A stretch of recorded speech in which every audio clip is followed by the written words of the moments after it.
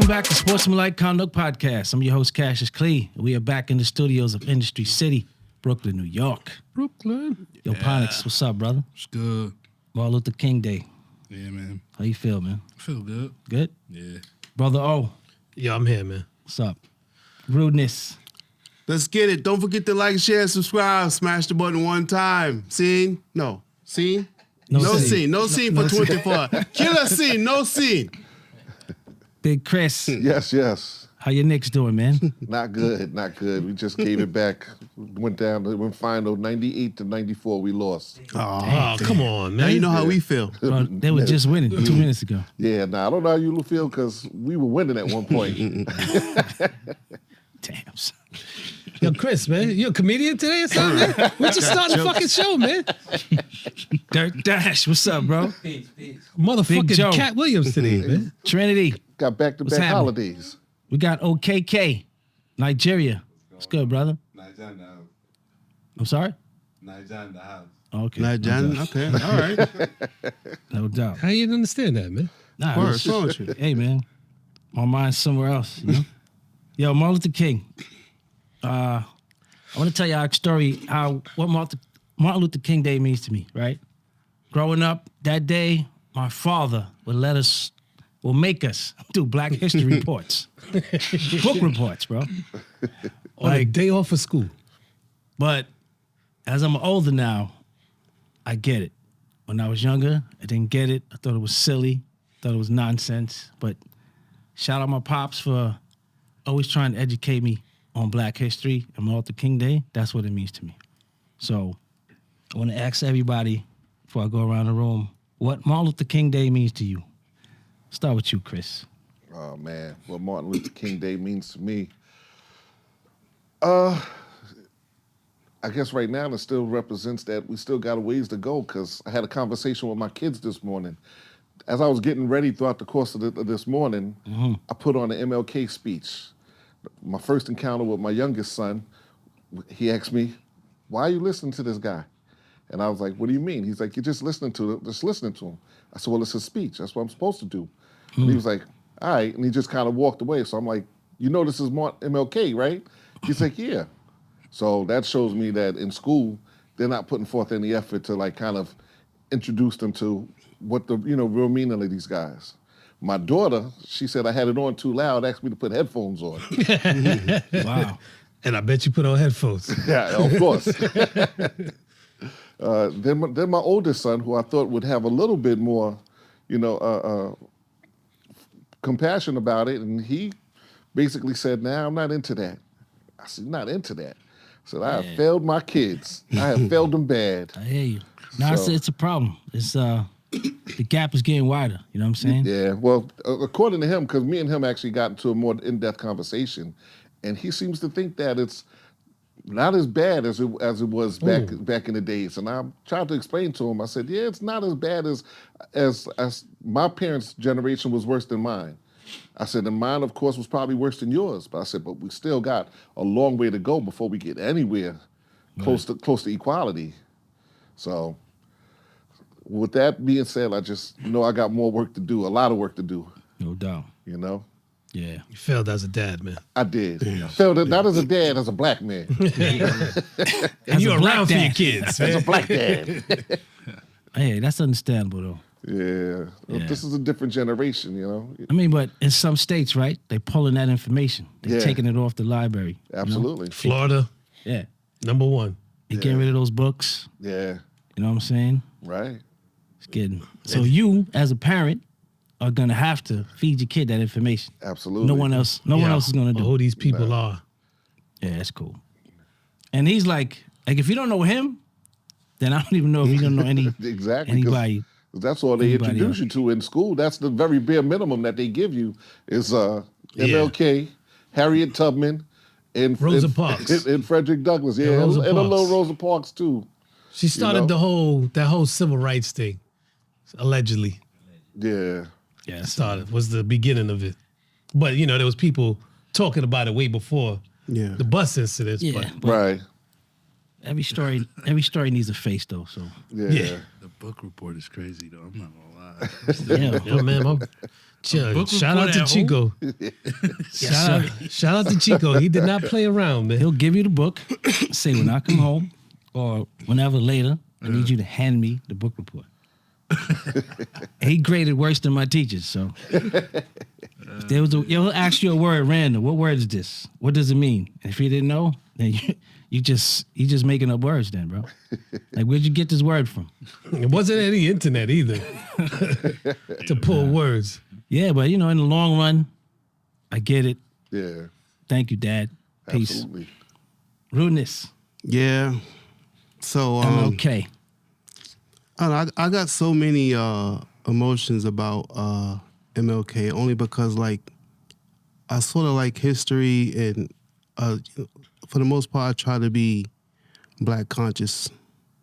Yeah. So, but MLK, it's like if you don't know your history, you're pretty much doomed to repeat itself. So I just feel like generations before us, if they don't know the struggles that our grandparents, because they're probably grandparents now, grandparents and aunties went through, and uncles went through during that time in the 1950s, 1960s, that they're not going to see it coming when it's their time to face certain realities on how humans can be, regardless of race. So I think it's important that, young people look at Martin Luther King, look at Malcolm X, and just watch those speeches. The civil rights movement, it started, I think it started somewhere between like 1953, 1954, and it ended right after Martin Luther King got assassinated. And, he is like the main figure in terms of leading the movement, but, there were other people that were involved before him to where like he got on the bus too and started fighting for civil rights. And it's just sad that, we as a people, we don't give him the recognition that he well deserved. I remember a time when Public Enemy had this song, By the Time I Get to Arizona. You guys remember that song? Yes, Absolutely. sir. So back then, during that time, and I think that was like around the 90s. I forgot what year it was, but they wasn't even trying to get this man a holiday. Yeah. Wasn't So- Arizona the last Arizona one? was the last holdout. Yeah. Arizona and Like probably 10 years ago. Within the last, let me I see. forgot the other state. 2000. But there was 2000? another state that was involved. They wasn't even trying to get this man a holiday. And so for him to get the holiday and we still don't do nothing to show great tribute, it's just really doing us a disservice as a people. But, having opportunities to speak about it like how we're speaking about it now, we'll be better prepared to, educate our kids more. Don't just, give them a book and just tell them to read. Like sometimes you got to sit down and just be like, hey, this is what we're going to do for at least half an hour today. I know you got your parties, I know you got your day off, but there's no way you should be off on MLK Day and you're not studying or knowing or learning anything about him. My daughter today, she's out in Georgia. She went to a parade. During MLK Day, so I guess she's celebrating in her way, and I think my son is out there too. But we definitely need to, just be more awareness in terms of this man and all our other leaders as well. And that's my take on MLK Day. Thank you, brother. Brother O. Yeah. Well, I mean, we grew up in the same household, so Yes, we did. I had to do my report also. I think I did your reports for you, bro. Hey, listen, got done. You snitching, man? No, sorry. Yo, what's up? Nah. Only one of them. But listen, I don't think as a African American, depending on what your job is, if you should be off, take it as a holiday. I know places want to make it as a floater, pick it. Take the day off. Reflect, reminisce, educate yourself on what's been going on. Mm-hmm. Because even though Martin Luther King was a peaceful protest of what was going on, they still labeled him as a radical. So J. Edgar Hoover, who was the head of the FBI, give you just a little history on it, considered him a radical and investigated him for 5 years before he got assassinated. So tapping his phone, going through all his mail before he got it. And this is back, like if it was the internet, he would be tapped in like crazy right now. Can't do anything, phone be bugged. Right. But this is our government. This is the FBI. It's a government agency that's investigating him as if, he's a homegrown terrorist, basically. And all he's doing is trying to point out what's right and what's wrong between the inequalities of blacks, browns, and white people. That was it. That's all he was trying to do. Then you hear the same things going on now from certain people. The radical left. So all this stuff comes back. So if you're not educated, don't know how all this stuff started from, this is when you take the day and reflect. Then we have another one coming up in Juneteenth. That's a big one too. Pause. But we need to like really celebrate that and learn the real history on that, which is the Black Wall Street. All right. Thank you, bro. Brother Ponix, you are the youngest amongst us. Yeah. So what does Martin Luther King mean to you? And do you remember your last days of high school? Did they really push those? I remember all my years of high school. So, yeah, I'm the youngest, and I think a lot of the justification for why y'all might think I'm the way I am is usually because it's like, oh, he's young, blah, blah, right? I'm not gonna lie. When it comes to people and like black leaders of like social stuff, civil rights, I'm gonna be honest, they honestly shaped why I'm so outspoken. And I don't really care what people say, to be honest. Because people like Martin, people like Malcolm, I buy the stuff not to look cool. Like, I really look up to them. I'm somebody that, yeah, we talk about sports, and if you ask most young people, they're gonna ask you, oh, who's your hero, LeBron James, and blah, blah, and that's cool, you feel me? But like, outside of Malcolm, outside of Martin, outside of those figures, I don't look up to people that I didn't meet, and because they don't really impact my life outside of entertainment. I don't look at Martin Luther King as entertainment, you feel me? That's inspirational, and I feel like if that doesn't inspire you, or that doesn't move you, or it doesn't resonate with you, you're lost, you feel me? Like, you care about shit that don't really matter in the grand scheme of things, you feel me? So,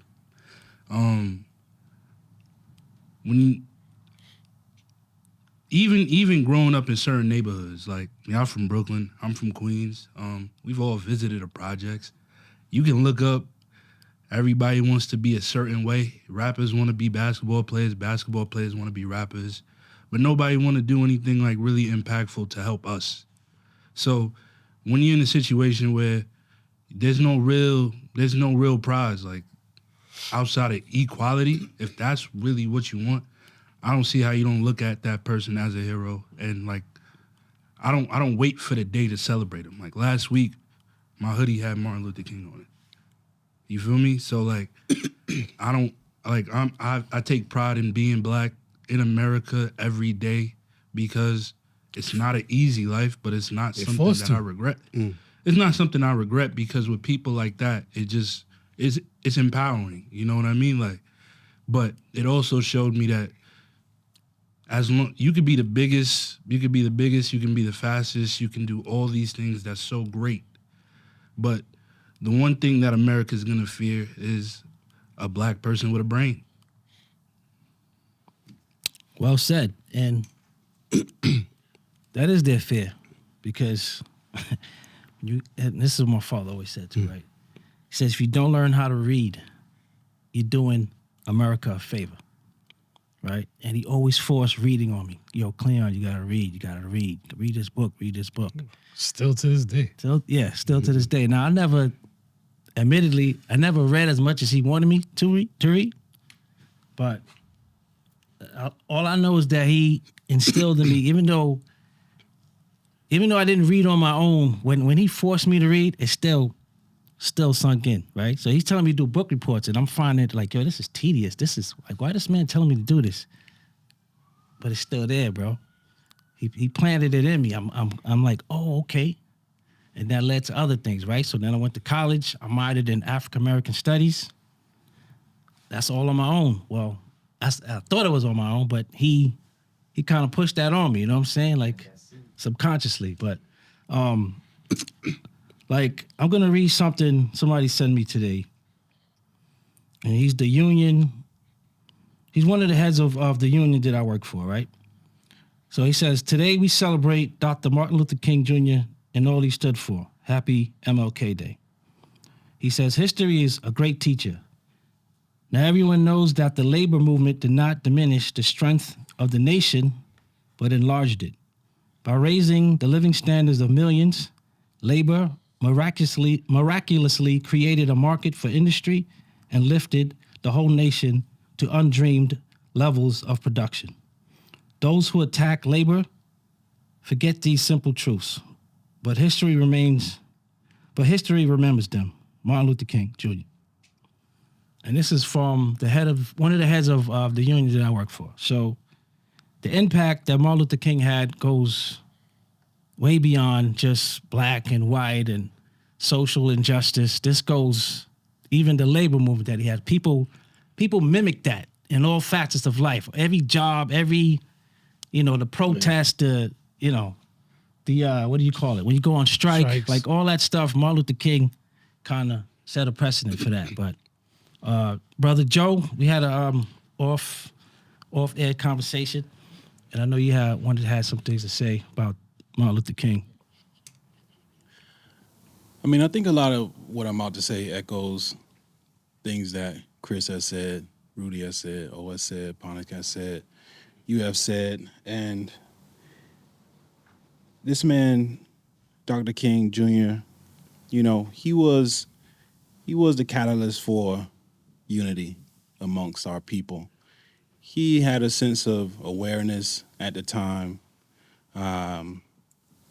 in which he was able to do things that can't be reproduced today, things like organizing. And a lot of people slight the movement, particularly for marches, and saying this is something that, can't be done today because it will have no effect. But I think people really missed the boat because it was the idea that someone could organize and rally people from the same culture in a tumultuous time period. Some things that echoed to me based on what Chris was saying, as far as the generations that has come afterwards, it's like a double-edged sword, right? It's like, yeah, the civil rights, paved the way for us to have freedom of today, but also with freedom comes responsibility. And what you see is people forget about what has happened during that time period because they don't have to care about it. We're living in the fruits of what Dr. King put down. Lastly, what I want to say, this man was a true martyr for his people, Definitely. and that's something that I feel like will never be reproduced in our society again, to be selfless enough that you're willing to lay it all down, your life for the sake of your family, for the sake of people you'll never know, is a selfless act that I think, can never be reproduced in this day and age. Again, this man, he's the ultimate organizer. He understood that during that time period to influence people, you had to go where they were. And that was through the church. And understanding that the church had an effect on everyone, not only just people going to the church, but it had effect on athletes, it had an effect on musicians, it had an effect on entertainment. And that's, fast forward 60 years later, 70 years later, that has been a detriment of our society, is entertainment. And lastly, this is the final thing that I'll say on this, beyond Dr. King and X and the people who we mostly note about, the tide was turned by young people. It was college students, 12th graders who went out on a limb and, went against what their parents was telling them not to do in order to create a change that we, again, are living today. So let's remember that, it is the younger, it is our young adults, it is our high schoolers that have the power and still have the power to make a change and bring us into another era. Thank you, bro. Brother Joe. Dirk Dash. What's up, bro? Chilling. For a long time, right? Y'all know me. You know me. I'm always in some black organization, doing black things with black people. And I always felt like I was like one of those pro Malcolm and not MLK. Mm-hmm. And I think that's by design, because in the public, like the way that It's taught. the people and teach about MLK and celebrate him, they focus on that one speech, the I Have a Dream speech, right? Great speech.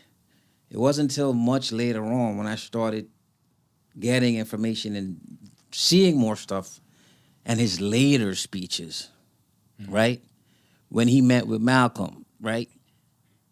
So it's a disservice that we only get to hear that one speech, and that's the only one or the one or two that they focus on and put on the TV and talk about all the time. Right.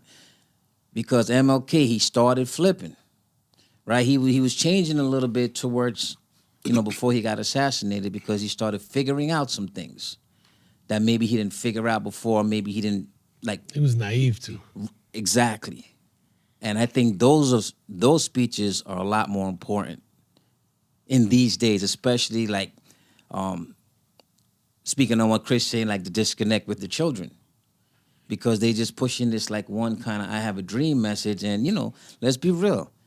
Kids ain't stupid. They're like, I don't see that dream. Right. We live in the world, we live in America, we still don't see the dream. So it's going to turn them off. Right.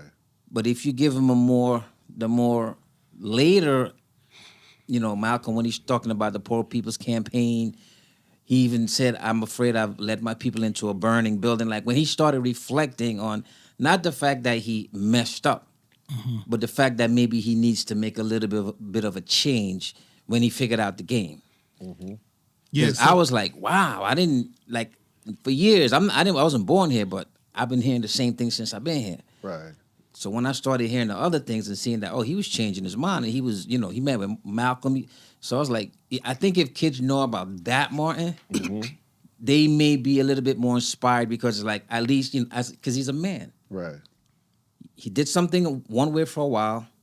See, it had effect, but then he needed to change it up a little bit to make a bigger effect. And I think that's important for kids to understand about MLK, and more than just I have a dream. Well, one of the things why it started to change for him is that he had, I forgot when, but there was a time where he had went to jail during a protest, and he received a letter from several clergymen, other ministers from different states, and they wanted to support him, but they felt like the way that he was trying to, I guess, get the community to participate, they wasn't really approving his method. So they wrote him a letter saying that we want to support you, but we don't really appreciate your method. And he kind of had offense with that, because, he just they felt like he should just be practicing issues on a local level and not make it mainstream. And he says something to the effect like, he can't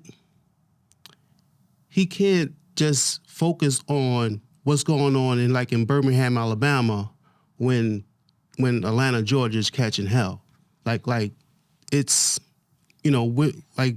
if something is being affected directly here, it's being affected indirectly somewhere else.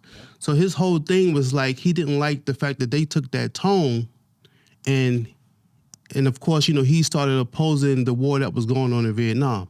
Not to get so political in it, but he just didn't feel that as Americans we had no place in that war, and that pretty much started the fire on how he went from popular to being less popular, and less people started supporting him. Very true. Yeah. I think one of the things, Dirk, you hit the nail on the head. I think for a long time, like the way I would say media and even high school, they'll allude to Malcolm like he was like something. You feel me? So like they made him like more so mysterious because think about it. I was in high school. I had a I had a white teacher teaching me social studies. You see what I'm saying? So she's not gonna give me everything that. Feel me? So like, at what point does the interest spark in yourself where it's like, I'm gonna go find out like more about it? You feel me? It's easy to watch a highlight. It's easy to watch everybody's best moments, but like I said, like it wasn't up until like human flaws made me appreciate them even more. You feel me? Like Malcolm going to prison is what you call it. It's important to me because when you look at Malcolm, when you look at Martin Luther King, when you look at all these people, like, yeah, you can talk about all the great things that they did, but the reason why they become even more like powerful to me is because you hear a lot of people talk about, oh, like they'll accept like a fucked up situation that they in and be like, well, I got to turn around and be this way because of that. I can't. I feel like that's a cop out because look what came before us. Like these guys got locked up. These guys were getting Posed, everything. You feel me? Watered like, down. Everything happening to them. And if crazy. they can still get up and fight for a better life, we have no excuse to sit here and just be like, well, I'm just gonna accept the shitty hand that was dealt. Yeah, they're doing it for you. You giving up, bro. Absolutely. Like you're giving up. Don't forget about Medgar Evers too. He was big in this whole civil rights thing. So Dirk, in your opinion, this "I Have a Dream" speech is pushed so that you don't have to listen to the other speeches. For sure. Yeah, because it's easy. It's palpable. You can, it's Yeah. It's just easy to be like, I have a dream about black boys and black, That's why it's marketing. Yeah, but it promotes a more passive approach in terms of trying to get justice. Whereas, like, Malcolm X was. they don't want you to see the side. Like, Malcolm this Baptist You gotta peel Christian pastor is now trying to flip. Like, yo, maybe we should take it to the streets. You know what I'm saying? So You gotta it's peel back the layers. yeah. So it's that's look why beyond what they put out in front of you. Exactly. that's Don't why think it's that that's important. it. So this speech is the plan. This speech is just like the hype commercial. So they want you to listen to this. Don't listen to this one. 'Cause this is the plan. Because that one you can only find on the internet. Like it's not gonna be on any media major media platform. Listen, It's Malcolm just had the won't be plan. there. And what's the name of the Malcolm speech? did have So it. I can put it up on Joe. put it in the chat. Malcolm had the plan from early on. You know what? But he bugs was a me? little more radical with it. He was aggressive in his speech, but his aggressiveness was defending yourself. Yeah. Yeah. It wasn't going out and attacking people. No. You And do what and you that's got to where do Martin- and defend yourself. That's But where Martin was towards going. Even towards the end, That's where Martin was going. Malcolm was speaking differently. You he can't- evolved. You feel me? You evolve and seeing that evolution, and even in a short time, it just shows like the human experience, and it's something to look. It's something to look like, bro. Like they're not trying to be like self-righteous. You feel me? Like they being real people. I feel like that's something to look up to. It's cool. Like Yeah. Brother Joe, what's that speech? I can put it in the chat. They're looking. Oh, and also, sorry. The speech was in 1967 at Ebenezer Baptist Church in Atlanta, Georgia. Martin Luther King spoke with NBC News, Sandra Von Coeur, about the new phase of the struggle for genuine equality. So the title of the video is MLK Talks New Phase of Civil Rights Struggle, 11 months before his assassination. All right. and also, young people. I think this would be a good speech for you to sit down and listen to. It's about maybe 25 minutes long. It's called "What Is Your Life's Blueprint?" He did this speech in Philadelphia. I forgot what year it was, but he spoke to I think there were a bunch of I think it was college students. So no, they were high school kids. I think they were like in 11th or 12th grade or something like that in Philadelphia. What is your life's blueprint? It's an excellent speech for young people. I think you should take the time out and look at that. All right. Thanks, Yeah. brother. Chris also posted a speech here in the chat. It's called "The Three Evils of Society." Yeah, that's good too. Yeah. That's nice. Do your research, bro. Yeah, Do your appreciate it. research, bro. All right, man. Thank y'all, man. Don't be Martin Luther ignorant. King. I want to thank my pops, too. Love you. Yeah. Big up to Chico. Sportsmanlike kind of podcast. Martin Luther King. Peace. Peace. Please.